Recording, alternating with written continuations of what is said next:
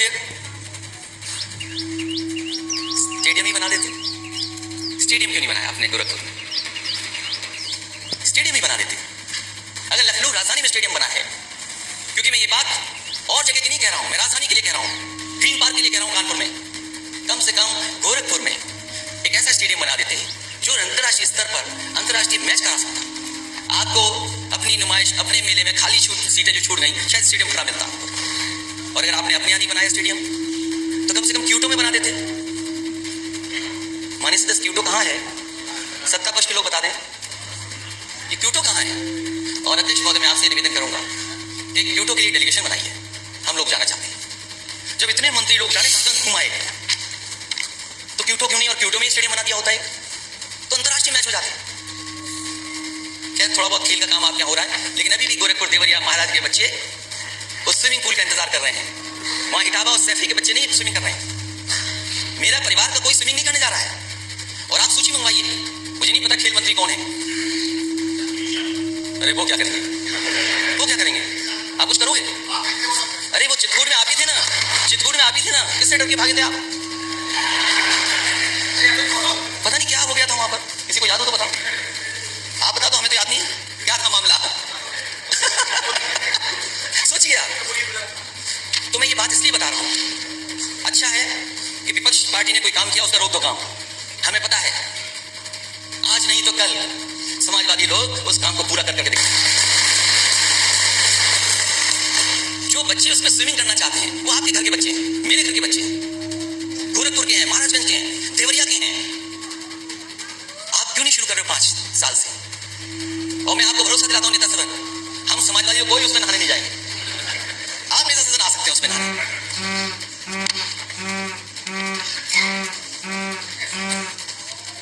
2017 में वादा किया गया था, संकल्प पत्र में 1 वर्ष के भीतर पुलिस के रिक्त पदों को भरेंगे।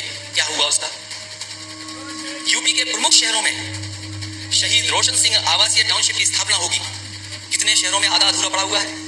प्रदेश के प्रत्येक जिले में 3 महिला पुलिस थानों की स्थापना होगी। इसकी भी सूची बता दे सरकार। गन्ना किसानों का 14 दिन से भुगतान, 14 दिन के अंदर भुगतान। अध्यक्ष महोदय, हमारे सदस्य पंकज मलिक होंगे कहीं यहाँ पर, कल उठा रहे थे वो। और माननीय मंत्री जी बेहतर जानते होंगे, और मैं हर बार इस सदन में ये कहूं अध्यक्ष महोदय, सवाल ये नहीं कि आपने भुगतान कितना किया है, सवाल ये कि बकाया कितना है। ये भुगतान बताते हैं, बकाया नहीं बताते। और जो अधिकारी वहां से आ रहे हैं, गोल गोल घुमा रहे हैं किसानों को, उन पर कार्रवाई कब करेंगे आप? अब तो कहीं खड़ा होगा बुलडोजर, ले चलिए उसको वहां पर। उन अधिकारियों के पास क्यों नहीं ले जा रहे हैं आप? ले चलिए उनके पास, जो लूट रहे हैं, बर्बाद कर रहे हैं आपके चीनी मिलों को, उनके ऊपर क्यों नहीं चढ़ा रहे आप? अब थोड़ा लग रहा है कि उधर भी जाने वाला है। 20,000 करोड़ का किसान सिंचाई फंड, ये कहां है? 2022 आपका जाएगा ही। 23 आ गया, लेकिन बीजेपी के लिए 2022 ही रहेगा, क्योंकि किसानों की आय दोगुनी हुई नहीं। किस आंकड़े से आपके 2022 तक किसानों की आय दोगुनी होनी थी? नीलगाय तथा आवारा जानवरों की खेती की सुरक्षा, आज भी सवाल उठाता है। ये अभी लंबी सूची है, इसको रखिए, अभी पोस्टर बाद में काम आएगा। और फिर ये तो देश के प्रधानमंत्री जी ने कहा, देश के प्रधानमंत्री जी ने कहा कि जानवर सड़क पर नहीं होंगे, किसानों का ये संकट हम दूर कर देंगे। मुझे तो ये लगता है दिल्ली और लखनऊ में कुछ तालमेल में गड़बड़ हो रहा है। अगर दिल्ली वाले कह देंगे तो लखनऊ वाले नहीं करेंगे, और लखनऊ वाले कुछ लेकर के जाएंगे तो दिल्ली वाले नहीं करेंगे। अब उस पर सब शांत हैं। कुछ है ऐसा, मुझे लग रहा है। प्राथमिकता के आधार पर केन बेतवा नदी इंटरलिंक परियोजना कहां पहुंची है? सभी जरूरतमंद वंचित किसानों को प्रधानमंत्री आवास बीमा योजना, सस्ती दरों पर किसानों को कृषि के लिए बिजली, ब्लॉक स्तर पर कोल्ड स्टोर और वेयर हाउसिंग की सुविधाएं। सरकार ने किसानों से 60 दिन में 1 लाख टन मक्का खरीदने का वादा किया। कब मक्का खरीद गई? 5 वर्ष में 70 लाख नौकरियों का सृजन। ये नौकरियां हैं, रोजगार नहीं है। प्रदेश में सभी उद्योगों में स्थानीय लोगों के लिए, खैर इस पक्ष में हम लोग नहीं है। 3 महीनों के भीतर शिक्षा मित्रों का रोजगार की समस्या का समाधान। अभी लाखों शिक्षा मित्र आए थे अपने परिवार के साथ, परीक्षाओं को नकल भी कराएंगे। पूरा का पूरा सेंटर नकल कर रहा है, सीसीटीवी में कैद है। प्रदेश के कॉलेजों में दाखिला लेने वाले सभी छात्रों को मुफ्त लैपटॉप। ये तो बस याद दिला रहा हूं मैं करने को नहीं कह रहा हूं, बस याद दिला रहा हूं। आप मत करिए, हम तो बस याद दिलाएंगे अध्यक्ष महोदय। प्रदेश में 10 विश्व स्तरीय विश्वविद्यालयों की स्थापना होगी। प्रदेश के कॉलेजों में दाखिला लेने वाले सभी छात्रों को एक प्रतिमाह 1 GB इंटरनेट दिया जाएगा। प्रत्येक जिले में इंजीनियरिंग कॉलेज या पॉलिटेक्निक की स्थापना होगी। पंडित मदन मोहन मालवीय संस्कृत महाविद्यालय की स्थापना। प्रदेश के सभी सरकारी स्कूलों में एक शिक्षक एक कक्षा का अनुपात सुनिश्चित किया गया। ये भी लगता प्राइमरी में स्कीम चला रहे हैं, 1 स्कूल 1 टीचर। 8000 ऐसे स्कूल हैं प्राइमरी जहां पर एक ही टीचर है जो पढ़ा रहा है।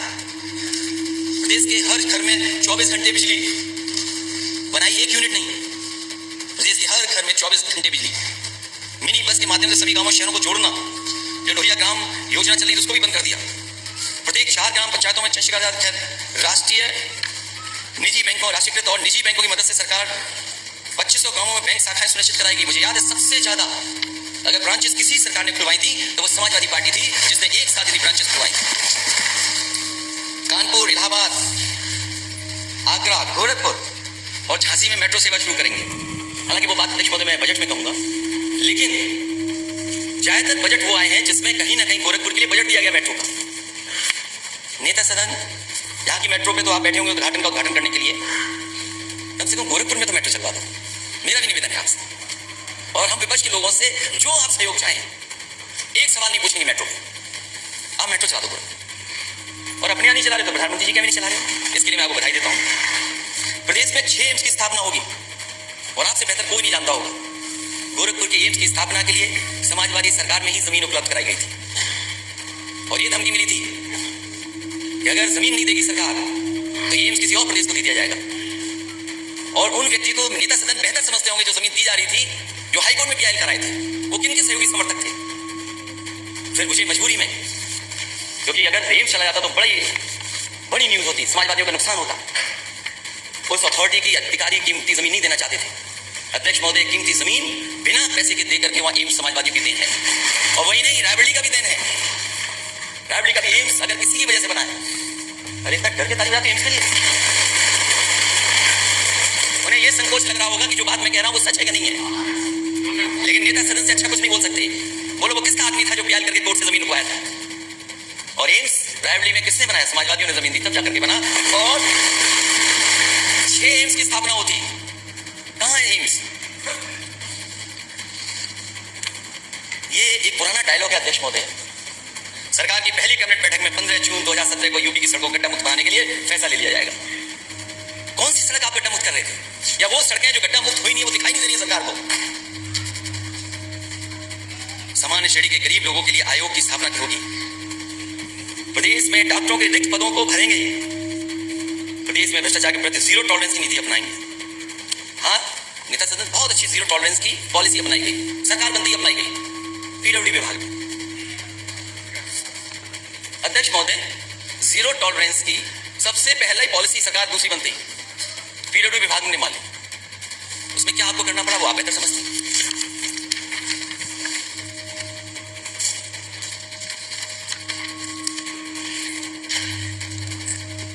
एक बात बहुत बताई गई है राज्यपाल जी के भाषण में कि उत्तर प्रदेश वो शेर गिरा है, शेर वाला वो हो गया शेर। ये कहा गया कि उत्तर प्रदेश सभी चीजों में नंबर 1 है। जो भी योजना बताई कामधेनु में नंबर 1, 900 पुलिस को रिस्पॉन्स सिस्टम में नंबर 1%। 2018 तक बताएगा कि जो 18 तक जो थे उसमें नंबर 1 उत्तर प्रदेश था। लेकिन नए आंकड़े भी देखने चाहिए कि उत्तर प्रदेश कहां खड़ा है। एक क्रेडिबल ऑर्गेनाइजेशन है जिसमें रैंकिंग स्टेट्स की बताई जाती है। और मैं नेता सदन से कहूंगा, जो अधिकारी आपको गुमराह कर रहे हैं, इस रिपोर्ट को भी पढ़ें, क्योंकि यूपी बदलेगा तो देश बदलेगा, यूपी आगे बढ़ेगा तो देश आगे बढ़ेगा। बिना यूपी के देश नहीं तरक्की कर पाएगा। आप कहां खड़े हैं? कभी तो आप केरला को बताते थे कि केरला यूपी से सीख ले। जो कंपोजिट स्कोर है स्टेट का, कंपोजिट के अंदर चीजें हैं जिन पर आकलन होता है स्टेट का। आप कहां खड़े हैं?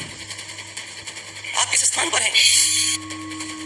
पहले पे महाराष्ट्र, दूसरे पे जहां से माननीय गवर्नर आती हैं, और हम 16वें नंबर पर, हम 16वें नंबर पे खड़े हैं।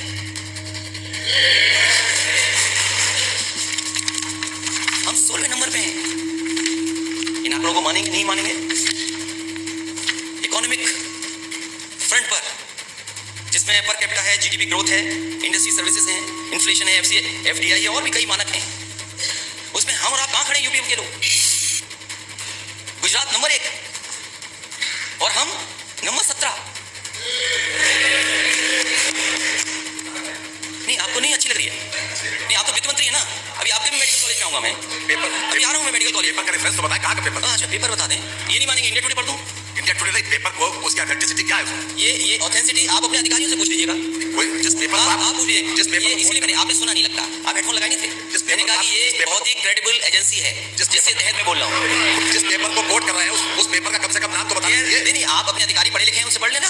अधिकारी क्रेडिबल एजेंसी, आपको बताते हैं। क्रेडिबल एजेंसी कहीं से उस एजेंसी का नाम भी तो हो, कोई एजेंसी का नाम बताया जाए। क्या नाम पढ़ते हैं? नाम बताना चाहिए। अच्छा, नाम इसलिए नहीं पढ़ रहा हूँ, नहीं एक मिनट, नाम इसलिए नहीं पढ़ रहा हूँ। अभी कांग्रेस के नेता जा रहे थे हवाई जहाज से, आपकी पुलिस पहुंच गई वहां, उन्हें हवाई जहाज नहीं बैठने दिया। एक लोक गायक, आपको तो खुशी मनानी चाहिए। लोक गायक कोई अच्छा गाना गा रहा है, ठीक है, हमारे खिलाफ भी गाना लोग गाते हैं। यूपी में कहा आपने नोटिस दे दिया। यकीन करो नेता सदन, अगर कोई कविता हमारे खिलाफ बनाता हम बुरा नहीं मानते। और मैं पहला शायद मुख्यमंत्री हूंगा, मैं पहला, हो सकता है अगर आपकी जानकारी हो तो बता देना, जिसने अपने कार्टून की किताब छपाई थी। कार्टून ना समझना, तुम्हारा जिंदगी में नहीं बनेगा, आएगा किसी जगह पर, ये मत समझना, क्योंकि तुम खुद कार्टून हो। अरे कार्टून का कार्टून कैसे बनेगा? खुद ही कार्टून हो। केयर एज करके कंपनी है, एनीवे आप लोग पता कर लेना, केयर एज। और फिर मैं इंडिया टुडे का भी पढ़ दूंगा, इंडिया टुडे का भी पढ़। अरे भाई ठीक है, फर्जी, सब फर्जी है फिर तो। अभी मैं पूछूंगा फर्जी पर। अच्छा, फर्जी था तो आपके नेता सदन क्रिकेट में बॉल मार लिए थे, बैट मार लिए थे, वही फर्जी था क्या? पूरे देश ने देखा टीवी पर। क्या लोग हैं आप लोग। फिजिकल, उसमें भी तमाम पैरामीटर्स हैं, तमाम पैरामीटर्स हैं। उड़ीसा नंबर 1 है और आपका स्टेट 15वें स्थान पर है। फाइनेंशियल इंक्लूजन, क्योंकि वित्त मंत्री जी को यह दिक्कत है कि मुख्यमंत्री जी अकेले बैठाते ना मुझे। फाइनेंशियल इंक्लूजन में आप कहां खड़े हैं? ये पर जब सदन में पढ़ा जाता है तो उसकी क्रेडिबिलिटी के बारे में बताया जरूर जाता है। ये सदन की अध्यक्ष महोदय, मैं बता रहा हूं, अध्यक्ष को बता रहा हूं, हाँ मालूम होना चाहिए। मैं बता रहा हूं, इसका डेट पढ़ूंगा मैं। पर अगर हो तो भेज दीजिए मुझे, अध्यक्ष महोदय मैं टेबल कर दूंगा। आप धन्यवाद, आपने टेबल करने के लिए कहा। अध्यक्ष महोदय में ये जो रिपोर्ट है मैं टेबल कर दूंगा, जिससे और सदस्यों को भी मिल जाए, उनकी भी जानकारी, उसमें सहयोग करेंगे सरकार का, जिससे सरकार के अपने पैरामीटर्स ठीक हों। इसकी कोई क्रेडिबिलिटी है ही नहीं। ठीक है, मुझे बोलने तो दो। और आपकी क्रेडिबिलिटी क्या है? आपकी पॉलिटिकल क्रेडिबिलिटी क्या है? आपने कहा 5 करोड़ देंगे विधायक निधि, आपकी पॉलिटिकल क्रेडिबिलिटी क्या है? क्या है पॉलिटिकल क्रेडिबिलिटी? क्या है पॉलिटिकल क्रेडिबिलिटी आपकी? देख ले बजट, क्या है? क्या है बजट? बजट दिया है? बजट दिया है? क्या है? बजट दिया है? क्या है? फाइनेंशियल इंक्लूजन में आप पॉलिटिकल क्रेडिबिलिटी की बात मत करो।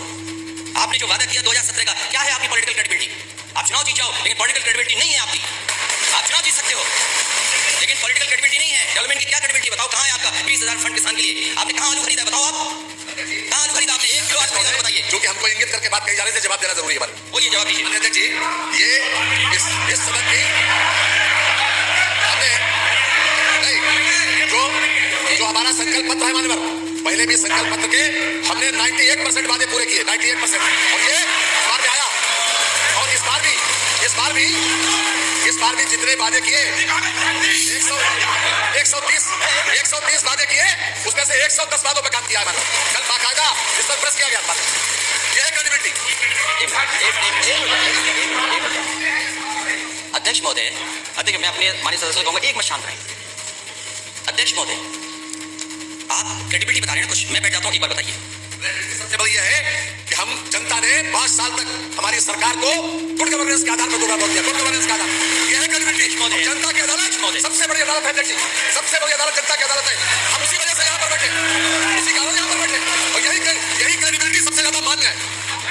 अच्छा अध्यक्ष महोदय, बोलिए ना आपने, यही पॉलिटिकल क्रेडिबिलिटी आपकी, यही पॉलिटिकल क्रेडिबिलिटी है ना? अच्छा, ये क्या था फिर? ये इनकी पॉलिटिकल क्रेडिबिलिटी है। 2000 नई बसें चलाएंगे, ये दूसरा बजट था। कितनी बसें चला रहे हैं आप? और पहले लैपटॉप दे रहे थे, क्योंकि मैंने कई बार कहा, फिर कहता हूं मैं, ये लैपटॉप नहीं बांट सकते हो, नहीं बांटे इन्होंने। क्या वो पॉलिटिकल क्रेडिबिलिटी नहीं मानी जाएगी? अरे भाई लैपटॉप क्या होता है, स्मार्टफोन ये भाई। माननीय सदस्य, अध्यक्ष महोदय, मुझे आपने इतना कुछ बदलाव लाए हैं, इतना बदलाव आप लाए, मैं आपको बधाई देता हूँ। आप टैबलेट ले आए यहाँ पर, बहुत सी चीजें बदली हैं आपने, टेक्नोलॉजी लगातार आप यूज कर रहे हैं। हमारे माननीय सदस्य को ये तो बता दो, टैबलेट, स्मार्टफोन, लैपटॉप क्या होता है? वो इंजीनियर उनको मालूम है, MBA है वो। तो ये दूसरा बजट है अध्यक्ष महोदय। माननीय नेता प्रतिपक्ष, आलू, टमाटर, प्याज जैसी सभी फसलों का न्यूनतम मूल्य देने के लिए 1000 करोड़ रुपया। आप बताइए आलू की स्थिति क्या है आज?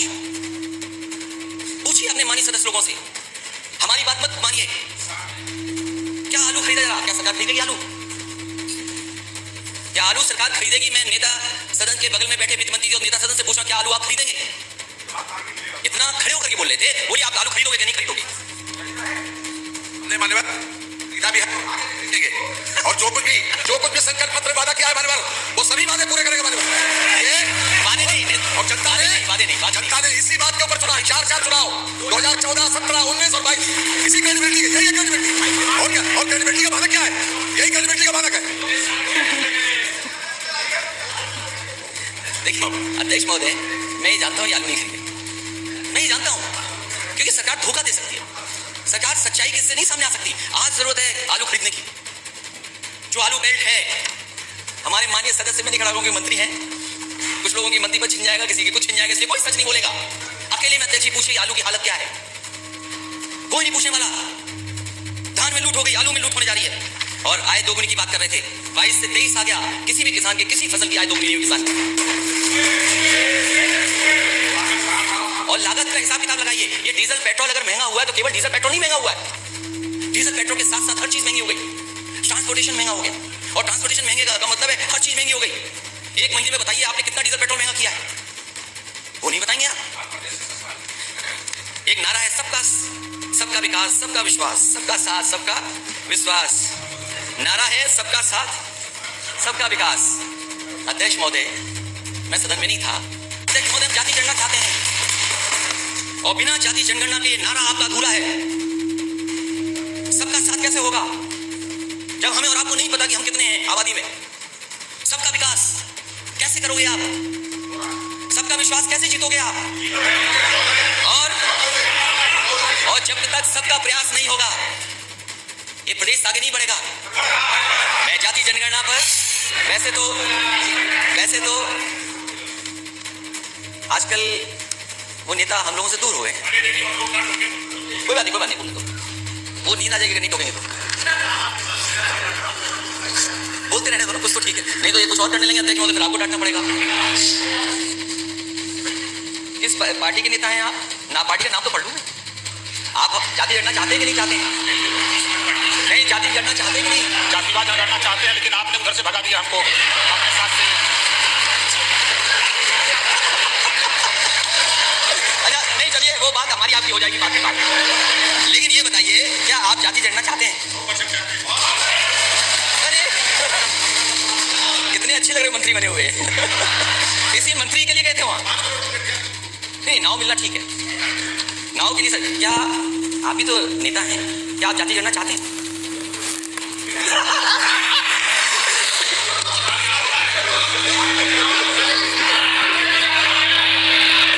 आपस में बात नहीं करें, मेरे से मानी नेता मेरे को बोल करेंगे। आप लोग आपस में बात करेंगे तो फिर मेरा बैठो, बैठिए मानी मेरे से बात। क्या आप? अरे डॉक्टर संजय जी, अरे आप बैठिए, मानी डॉक्टर संजय जी, अरे उनका ऐसे जवाब देने लगेंगे तो मेरा काम क्या? मेरा काम जवाब आ जाने दो तो अच्छा लगेगा। बात जब उनका मौका आएगा तब देखिए। संगति दूर होनी चाहिए। जो लोगों ने विसंगति पैदा कर रखी है कि हमें लटका रखा है, न हम पिछड़े में, न अनुसूचित में है, कभी भी पावर नहीं है। आप बैठिए, मानी मंत्री आप बैठिए, आप बैठिए, गाँव के चक्कर में फंस रहे हैं, बैठिए, अरे बैठिए, अरे आप बैठिए, आप मानी मंत्री बैठिए प्लीज। अरे मैंने नेता प्रतिपक्ष बोला, आपको नहीं बुलाया, आपका मौका आएगा तब बोलिएगा। अध्यक्ष महोदय, अरे बैठिए मंत्री जी। अध्यक्ष महोदय, मैं जानता हूँ वो समर्थन कर रहे हैं दिल से, वो साथ हो सकते हैं, लेकिन दिल से हम लोगों के साथ ही हैं। दिल पे क्या गुजर रही है वो बेहतर समझते हैं, और क्योंकि हम दोनों इंजीनियर हैं तो इंजीनियर बात को अच्छी तरह समझते हैं। मुझे लगता है अपना दल भी यही चाहता है। अरे फिर आप खड़े हो गए, अरे बैठिए, मान मंत्री जी बैठिए, जब आपका मौका आएगा तब बैठिए।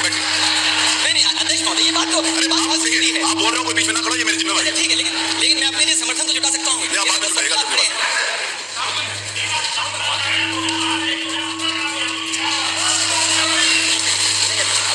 वो मैं बताऊंगा। और कोई दल बचा है?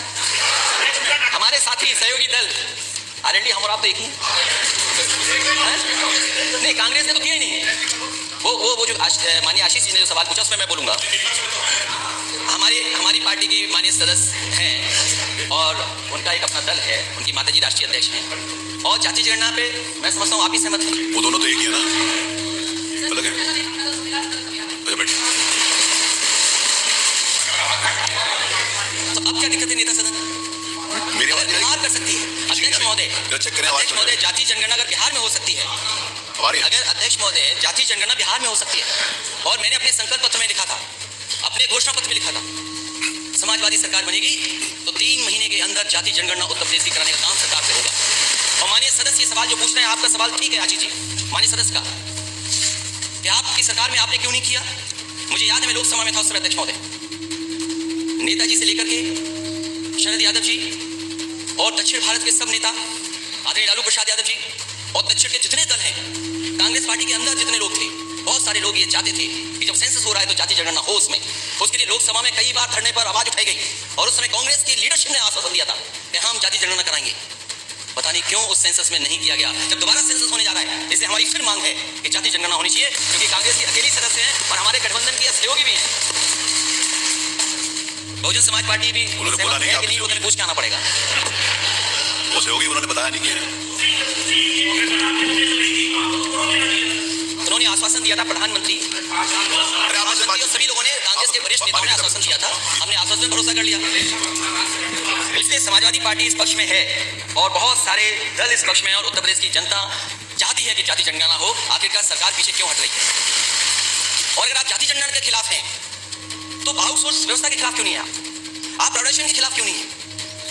अगर आप आउटसोर्स के खिलाफ नहीं है, आप प्राइवेटाइजेशन के खिलाफ नहीं है, तो आखिरकार आप जाति जनगणना के खिलाफ क्यों हैं? और नेता सदन ने कई बार प्रेजेंटेशन देखा होगा कि डेटा सेंटर हम बना रहे हैं, उसके लिए इन्वेस्टमेंट के लिए भी कई लोगों से एमओयू हुए, कई चीजें जमीन पे भी आ रही है। नोएडा में डेटा सेंटर बन रहा है, बजट में भी कुछ चीज दिखाई दे रही है डेटा सेंटर की है। आप डेटा सेंटर कल बना रहे हैं, आपके यूपी का डेटा सेंटर क्यों नहीं है?